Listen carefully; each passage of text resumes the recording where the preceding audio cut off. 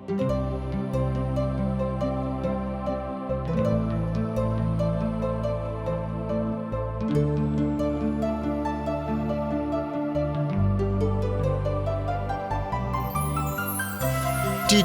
का प्रस्तुति जिंदगी की राह बाइबल की पुस्तक का क्रम से अध्ययन हवे, जौना में आपके उ सब मिली जीवन की परमेश्वर द्वारा बचावे और मसीह नियर जिए खातिर जरूरी है।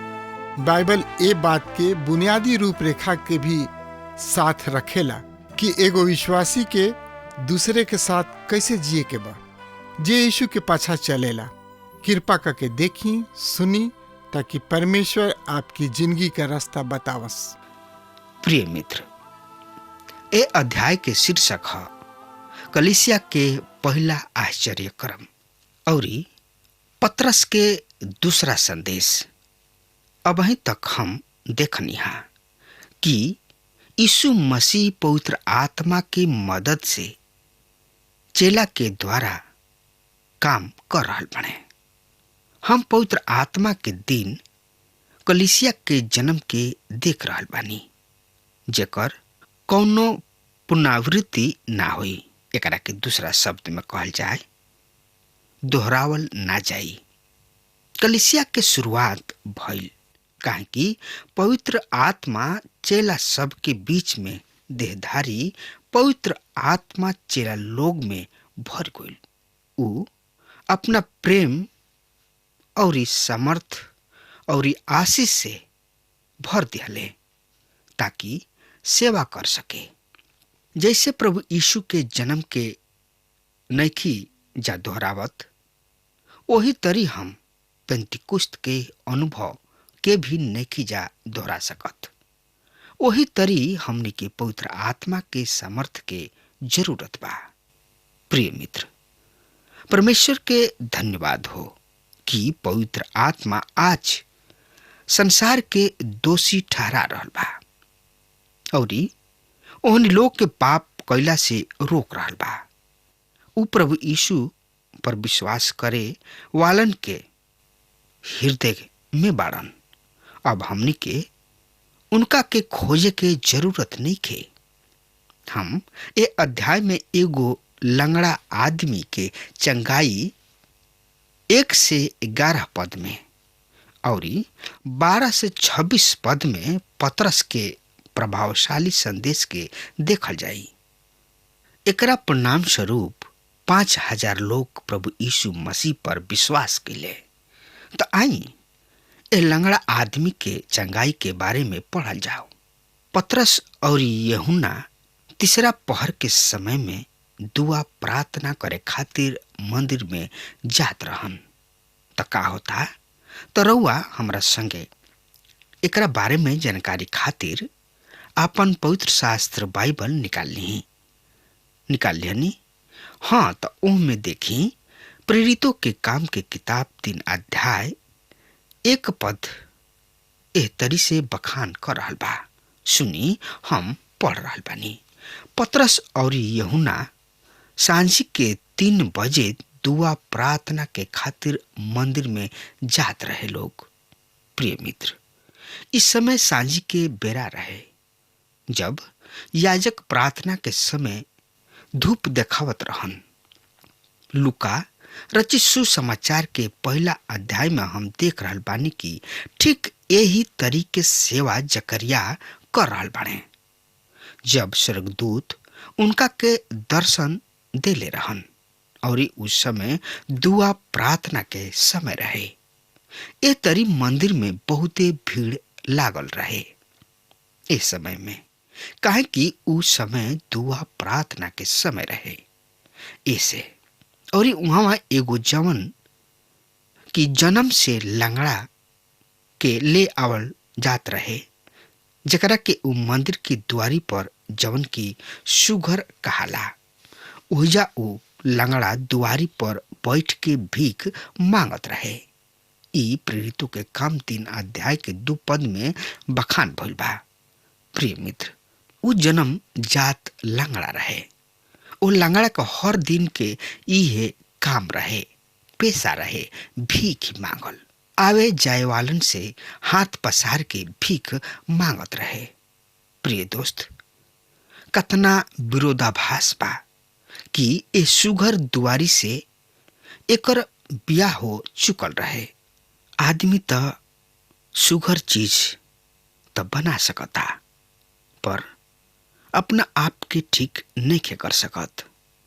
आदमी तो ऊपर से तो अपना आप के झाड़ पोछ सकता और अपना शरीर मुंह पर मेकअप कर सकता, पर ऊ अपना पुराना स्वभाव के नहीं के बदल सकत। जन्म के इ लंगड़ा दुआरी के पास बैठल भीख मांग रहल बा और ओ भीख मांगा के पास भीख मांगे वाला छोरा भी बा। जब पतरस और यूहन्ना मंदिर में दुआ करे आवत रहे लोग, तो भीख मांगा उन्हें दोनों जाना से हाथ पसार के भीख मांगलस। प्रिय मित्र, एकरा से हमने के पता चलता कि पवित्र आत्मा के दिन भी पतरस और यूहन्ना प्रार्थना करे खातिर मंदिर में गए लोग। यरूशलेम में सब रहे वाला तो यहूदी रहे लोग, या दूसरा मत से यहूदी बनल रहे लोग। प्रिय दोस्त, जाना था नहीं, एकरा से पता चला था कि उन्हें लोग मंदिर में आराधना होत रहे और ई गरीब लाचार, ई कंगाल भिखारी पतरस और यूहन्ना से भीख मांगलस। पतरस यूहन्ना के साथ ओकरा और ध्यान से देख के कहलन, भिखारी के हमारा और देख। तो उ भिखारी कुछ पावे के आशा लालसा राखत पतरस के ओर ताके लागल। प्रेरितों के काम 3 अध्याय के 4 और 5 पद में यह बात की बखान भइल बा। प्रिय मित्र, ये दोनों जाना के कहला पर ई भिखारी कुछ पावे की इच्छा से देखे लागल।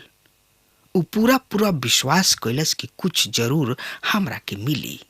तब पतरस ओ भिखारी जौन की जन्म से लंगड़ रहे, चले फिरे ना सकत रहे, पतरस ओ लंगड़ा भिखारी से मांगे वाला लंगड़ा आदमी से कहलस, हमरा किने चांदी और सोना तो नहीं खे, जवन कुछ हमरा किने बा हम तोहरा के देता नहीं। तू प्रभु यीशु मसीह के नाम से चल फिर। प्रिय मित्र, ये बात प्रेरितों के काम 3 अध्याय के 6 पद में समर्थ के साथ लिखल गइल बा। प्रिय श्रोता, आज कलीसिया किने पैसा त बा, धन बा, दौलत बा, सब कुछ बा, पर कलीसिया के सब संपत्ति के हमने के यदि एक संगे मिला दी जा तो वो बहुते हो जाई। पर मित्र, आज कलीसिया किने समर्थ नहीं खे, समर्थ के अभाव बा। और वह देखी पतरस का कह रहल बाड़े। प्रेरितों के काम की किताब 3 अध्याय 7 पद एह तरी से बता रहल बा। और पतरस वो भीख मांगे वाला के दाहिना हाथ पकड़ के कहलन और तुरंते ओकरा गोड़ में बल आ गइल।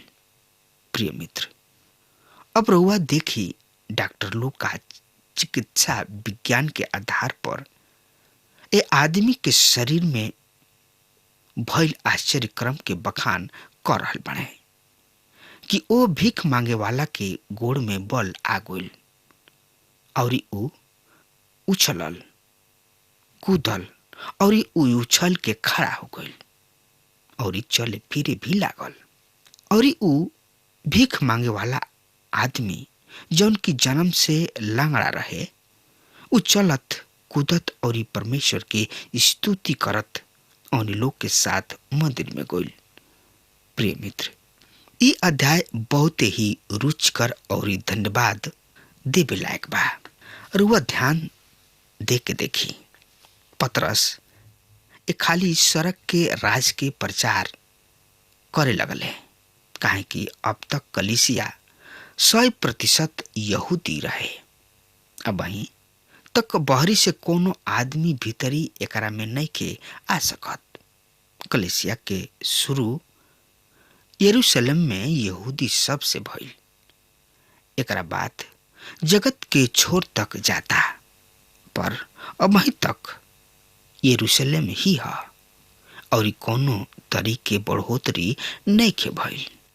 ई कोनो दूसर समय ना हो, समय बदले वाला बा। परमेश्वर पिता कहले कि उन लोग जगत के छोर तक जाई लोग। अब सड़क के राज फेर से ये खाली यहूदिया के दिहल गुल बा। अब उन लोग के खातिर आखिरी अवसर बा। अब राज के का चिन्ह होई, तो एकरा बारे में जानकारी खातिर हुआ हमरा संगे आपन पवित्र शास्त्र बाइबल निकाल ली हनी। हाँ, तो पुराना नियम से देखी यशायाह के किताब 35 अध्याय 6 से 7 पद ए तरी से बखान कर रहल बा। तो लंगड़ा हरिना के ऐसन चौकड़ी भरले और गूंगा अपना जीभ से जय जयकार करिए, काहे कि जंगल में पानी के सोता फूट निकली और मरल जमीन में नदी बह निकली। प्रिय मित्र, मंदिर में आवे वाला हर एगो आदमी इस जन्म के लंगड़ा भीख मांगे वाला के चंगाई के सब लोग देख ले हुई हैं और उन लोग सोच ले भी हुई हैं कि इतर राज के शुरुआत भी हो सकता। मसीह के क्रूस पर चढ़ा के मार डालल गोइलन और ऊ जिंदा हो गए, स्वर्ग में चढ़ी गइलन। प्रिय मित्र, सब लोग वो जन्म जात लंगड़ा भीख मांगे वाला के चलत फिरत और परमेश्वर के स्तुति करत देख के ओकरा के सब केहू पहचान लियल कि ई उहे आदमी है जवन की मंदिर के दुआरी यानी कि फाटक पर बैठ के भीख मांगत रहे। और वो घटना से जवन ओकरा साथे भइल रहे वो बहुते अचंभित और चकित रहे कि ये हमरा संगे कैसन आश्चर्य कर्म हो गइल। अपना जिंदगी के बारे में शायद वो विचार कैले हुई, काहे कि उ चले फिरे ना सकत रहे। दूगो पैसा दूगो रोटी खातिर उ मोहताज रहे, लेकिन प्रभु के दास पतरस प्रभु परमेश्वर के सामर्थ्य से ओ लंगड़ा के ठीक कर दिले और उ लंगड़ा अपना एह गोड़ के देख के कतना खुश भइल हुई। प्रिय मित्र, ई प्रेरितों के काम 3 अध्याय के 9 और 10 पद में चर्चा भइल बा। एकर ओहनी लोग वो भीख मांगा के देख के पहचान ले लोग और इहे ना बल्कि वो आश्चर्य कर्म के महत्व के भी समझ ले लोग। पर आज ऐसा बहुते लोग बाणे जौन की ये महत्व के नहीं खन पहचान ले। श्रोता मित्र, तो एकरा बारे में जानकारी खातिर रुआ हमरा संगे पढ़त सुनत समझत चलत चली। तो समझे और पढ़े सुने खातिर हमरा संगे अपन पवित्र शास्त्र बाइबल निकाल ली। प्रेरितों के काम 3 अध्याय 11 पद से लेके 13 पद में एकरा बारे में एह तरी से बखान भइल बा। सुनी ध्यान से। जब उ पतरस और यूहन्ना के हाथ पकड़ ले रहे तो सब लोग बहुते आश्चर्य हो के वो सारा में जवन की सुलेमान के कहाला उनका किन्ने दौड़ आयल लोग। पर इस सब पतरस देखले तो उन्हीं लोगन से कहले, हे इस्राएली, तो उन लोग काहे अचंभा हो तड़ जा और हमरा और काहे ए तरी से एक टक देख तड़ जा, माना हम अपना ही सामर्थ से और इस शक्ति से ए आदमी के चले जोग बना देले बानी। पर ऐसा नहीं के। सुनी 13 पद। इब्राहिम, इसहाक और याकूब के परमेश्वर, हमरा पूर्वज सब के परमेश्वर अपना सेवक यीशु के महिमान्वित कैले, जकरा के तू पकड़वा दिहला। और जब पिलातुस उनका के छोड़ देवे के मनसा कैलस त तू ओकरा सामने उनका के अस्वीकार कर दिहला लोग।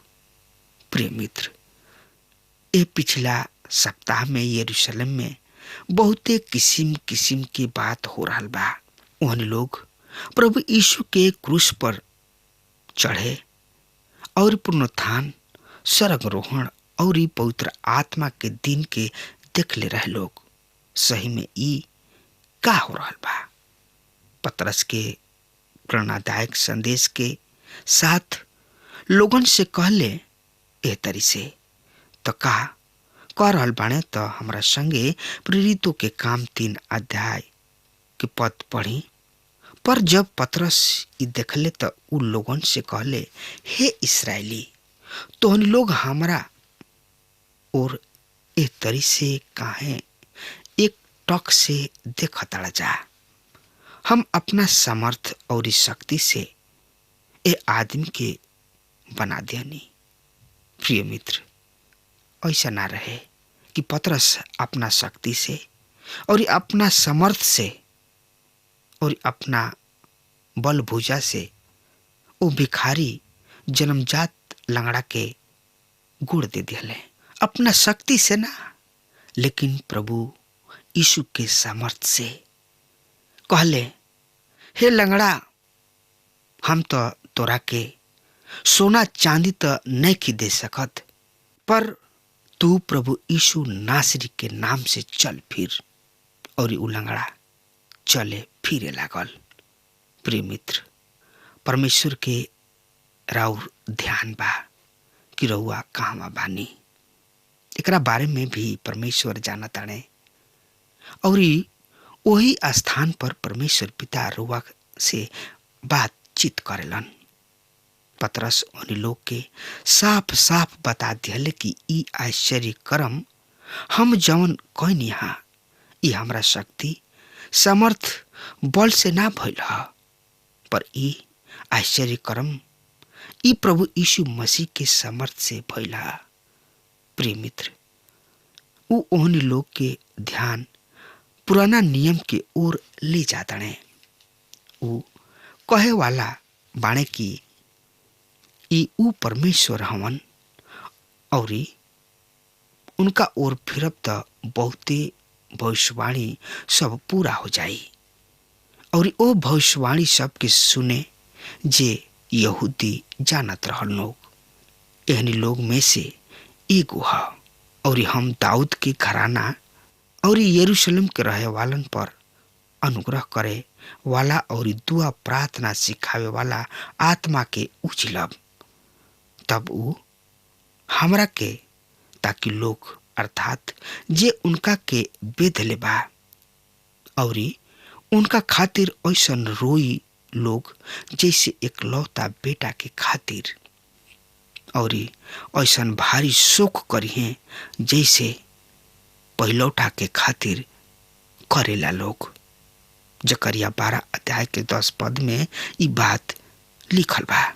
प्रिय मित्र, पतरस उन लोग से कह रहल बाणे कि यदि उन लोग परमेश्वर के बात सुन के उनकरा ओर ना फिर लोग त ई सब शोक प्रकट होई। एकरा बारे में यहेजकेल एह तरी से बता रहल बाणे। त रउआ हमरा संगे पढ़त सुनत चलत चली। यहेजकेल की किताब 36 अध्याय 27 से 28 पद में एह तरी से लिखल बा, और हम आपन आत्मा तोहरा में डालब और तोहरा के हम आपन विधि सब पर चलाइब, और तू हमरा नियम सब के सावधानी से पालन करब। और जब यानी कि जौन देश हम तोहरा पूर्वज सब के देले रही, तू ओह में बस जेब तब तोहनी लोग हमार प्रजा होख बजा और हम तोहनी लोग की परमेश्वर होखब। प्रिय मित्र, यही लगले रुआ हमरा संगे यशायाह 12 अध्याय में केवल 6 पद बा, पर ऊ हमारा ध्यान परमेश्वर के राज के ओर खींच रहल बा। ओ दिन तू कहबा, हे परमेश्वर, हम तोहार धन्यवाद करतानी, काहे कि तू हमरा पर खिसियाइल तथा क्रोधित भइल रह, पर अब तोहार क्रोध शांत भइल और तू हमरा के शांति देले बाड़ा। परमेश्वर हमार उद्धार हवे, हम भरोसा रखब और ना थरथराइब, काहे कि प्रभु परमेश्वर हमार बल और हमार भजन के विषय हवे और ई हमार उद्धारकर्ता हो गोइल बाड़े। प्रिय मित्र, यहाँ हम यशायाह 35 अध्याय के 6 पद के भी पूरा होत दिख रहल बानी। तब लंगड़ा हरिन के ऐसन चौकड़ी भरी। परमेश्वर यहोवा के छोड़ावल गए लोग लौट के जय जयकार करत सियोन में आई हैं और उनकर मुकुट पर हरदम आनंद होई। उ खुशी और आनंद पाई हैं और शोक और आह भरल जात रही। प्रिय मित्र, ए लंगड़ा के चंगाई तो केवल शुरुआत है। ई पूरा राष्ट्र के तस्वीर तथा फोटो हो सकता। तो एकरा बारे में औरी जानकारी खातिर रुआ हमरा संगे प्रेरितों के काम 3 अध्याय 13 से 15 पद ध्यान से सुनी का कह रहल बा।